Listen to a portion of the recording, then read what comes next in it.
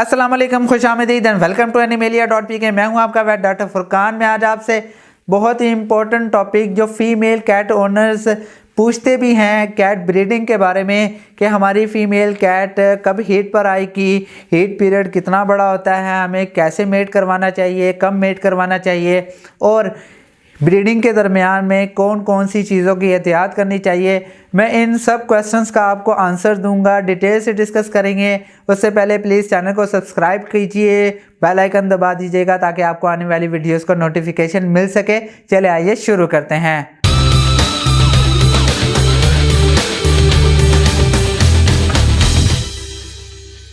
First of all, आपकी female cat heat पर कब आती है फर्स्ट टाइम, ये अंदाज़ा लगाना वैसे मुश्किल है, एग्जैक्ट टाइम बताना मुश्किल है। जो ज़्यादा फ्लफ़ी कैट्स हैं लाइक पर्शियंस वगैरह, वो मोस्टली 5 मंथ्स के बाद ही हीट पर आती हैं।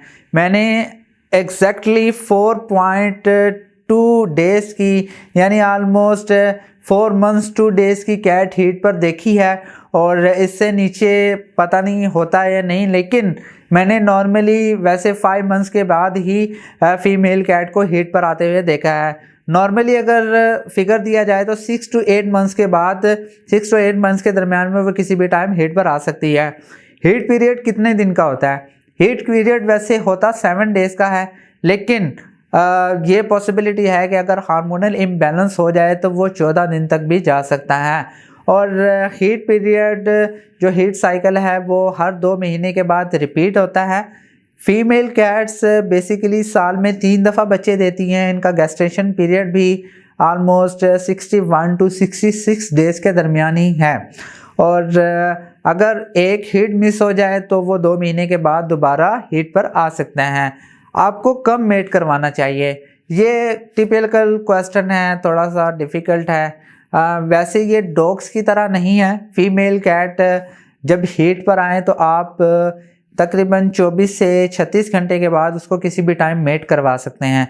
जो सबसे कॉमन गलती कैट ओनर्स करते हैं वो यही होती है कि जो मेल है उसको अपने पास ले आते हैं।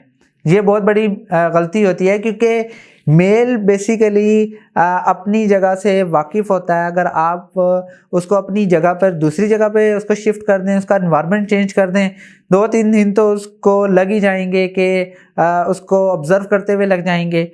तो बेहतर यही होता है कि फ़ीमेल कैट को मेल के पास लेकर जाएं। और जब मल्टीपल मेटिंग्स हों तो पॉसिबिलिटी होती है कि वो कंसीव कर जाए।